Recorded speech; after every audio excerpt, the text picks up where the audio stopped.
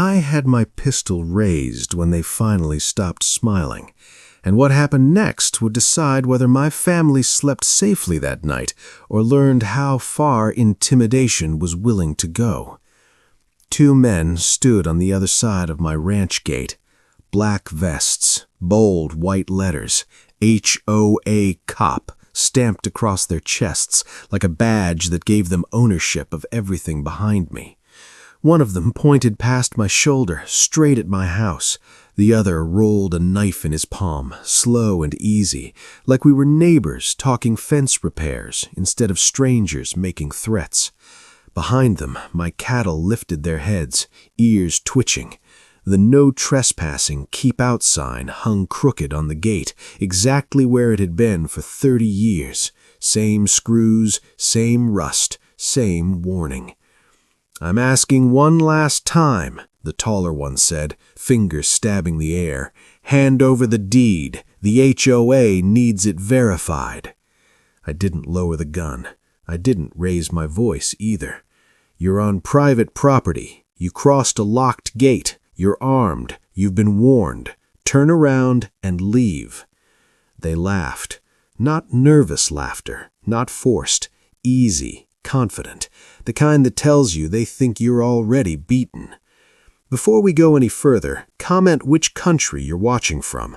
I want to see how far this story travels.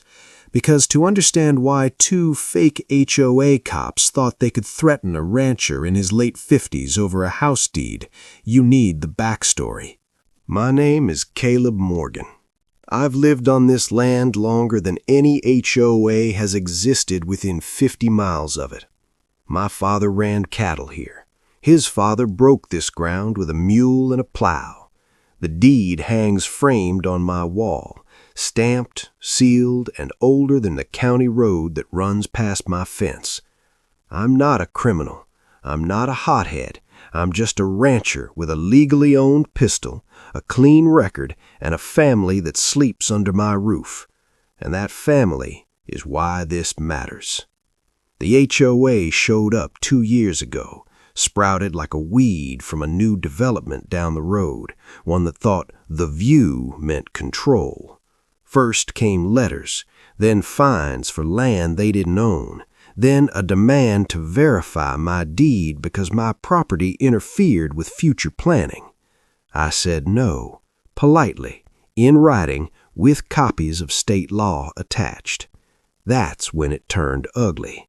Late-night drive-bys, men walking my fence line, friendly reminders zip-tied to my gate, and last week a note slid into my mailbox.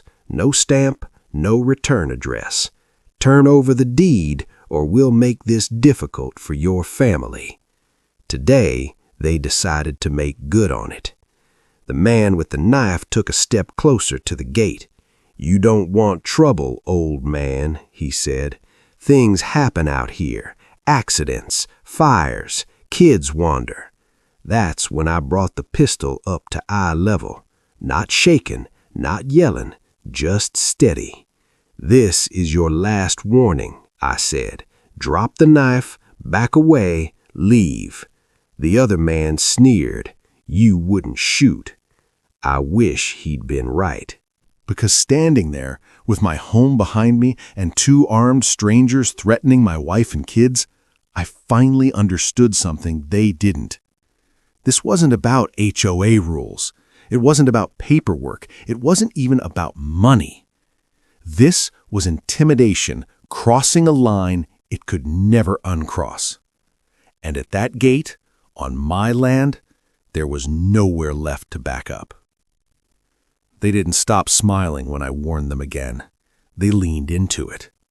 The knife man tapped the blade against his palm and took another step forward, boots crunching on gravel like he owned the place. The other lifted his chin toward my house, toward the porch, toward the window where the curtain barely moved, and I realized my wife had seen everything.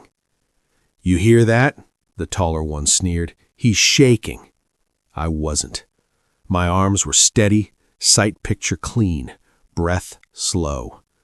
"Last warning," I said. "Turn around, leave, now." The knife man grinned wider. "You won't do a damn thing." Then he lifted the blade. Not rushing, not charging, just enough to show intent, just enough to make the threat real. "Accidents happen," he said again. "Barn fires, livestock spooked, wives scream loud out here." Something in my chest went cold. I shifted my stance, half a step back, heel planted, weight centered. Years of ranch work had taught me how to stand when things were about to go bad. I tracked the knife hand, kept the muzzle steady.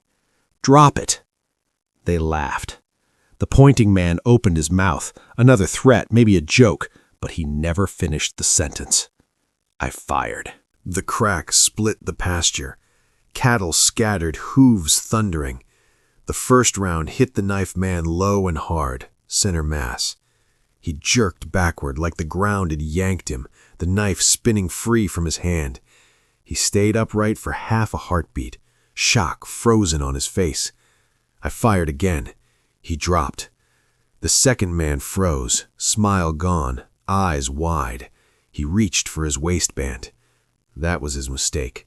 I adjusted, squeezed once more. The shot caught him high in the shoulder, spinning him sideways into the gate. He screamed, collapsed, and tried to crawl, dragging himself through the dust, leaving a dark smear behind him. Then, silence. No shouting, no threats. Just my wife sobbing behind me. I didn't move closer, didn't advance. I kept the pistol trained until both men stopped trying to get up. "Don't move," I said. "Hands where I can see them." The knife man wasn't listening anymore. The other one was, screaming now, begging, all authority gone, nothing left but fear. I backed toward the house without lowering the gun. "Call 911, I told my wife. "Tell them there's been a shooting, trespassers, self-defense." She was crying so hard I wasn't sure she heard me. Then I heard her voice on the phone. I set the pistol on the porch rail, stepped away from it, raised my hands where the cameras could see them. That's when my heart started hammering. Not panic, just the aftermath finally catching up. Sirens were already out there, distant, getting closer. By the gate, one man lay still, the other bled and whimpered, staring at me like he'd finally realized something important. This wasn't an HOA dispute anymore. This was a crime scene. And the story was only just beginning. If you're locked into this HOA story so far, like and subscribe, because what happens next changes everything. The deputies arrived first. 3 cruisers came hard down the dirt road, lights flashing through the trees, gravel spraying as they braked. I stayed exactly where I was, hands raised, empty, heart pounding, mind clear. I'd already said everything that mattered on the 911 call. "My name is Caleb Morgan. I'm the homeowner. I fired in self-defense. The weapon is on the porch rail. I'm unarmed." They took control fast, clean. One deputy moved past me toward my wife, who had sunk onto the porch steps, shaking so badly she couldn't stand.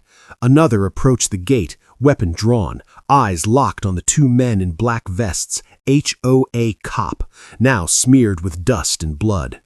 And I saw it then, the look on his face, because the deputy had noticed something about those vests that made him slow down and reach for his radio. What the radio crackled next would quietly seal their fate and prove that what happened at my gate was only the beginning of their undoing. "Ambulance is 2 minutes out," someone said. The knife man never moved. The other one was still alive, barely, whimpering, clutching his shoulder. His eyes were glassy with shock, trying to focus on a world that had already turned against him. He kept trying to talk, broken sounds, half-formed apologies. None of it meant anything anymore. Paramedics arrived fast and went straight to work. One took a look at the body by the gate and slowly shook his head. Another called out injuries in a clipped, practiced voice. Gunshot wound to the shoulder, severe blood loss, possible arterial hit. They loaded the survivor onto a stretcher, strapped him down, and rushed him out under guard. Then came the questions. I told them everything. Slow, exact, no embellishment. The threats, the knife, the warnings, the locked gate, the deed demands, the note in my mailbox, and the moment they mentioned my wife and kids. The deputies didn't interrupt. They photographed the knife where it had landed, the gate, the sign, the footprints past the fence. 6 security cameras on my house had captured everything from 3 different angles. When the sheriff arrived, he pulled me aside. "You did the right thing," he said quietly, "but we'll do this by the book." And they did. By morning, the truth started to unravel. The 2 men weren't HOA officers at all, just hired muscle wearing fake vests and borrowed authority. One had an outstanding warrant in another county. The other had been fired from a private security firm for violent conduct. At first, the HOA denied everything. Then the emails surfaced. Demands for the deed, talk of pressure, language about making examples. By the end of the week, the HOA board resigned en masse. Their legal counsel quit. The development's accounts were frozen pending investigation. Civil lawsuits followed. Criminal charges followed faster. As for me, the district attorney ruled it justified self-defense. No charges, no speeches, just the law doing what it's supposed to.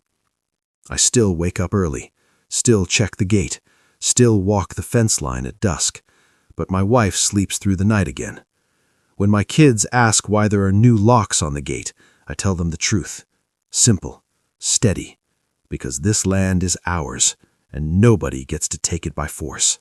That's how 2 fake HOA cops learned the hard way that threats don't work on a man defending his home, especially when the law, the land, and the truth are all on his side. Out there, behind a locked gate and a clear warning sign, power doesn't come from a vest or a title. It comes from knowing your rights, standing your ground, and protecting your family when there's nowhere left to retreat. And somewhere out there tonight, another HOA board is reading this story very carefully. Subscribe to follow the moments when borrowed power finally collapses under the weight of truth. Then like the video if standing your ground felt heavier than walking away ever could. And tell me in the comments, when a line is crossed at your own gate, do you hold it no matter the cost, or does defending your family change everything you believe about justice?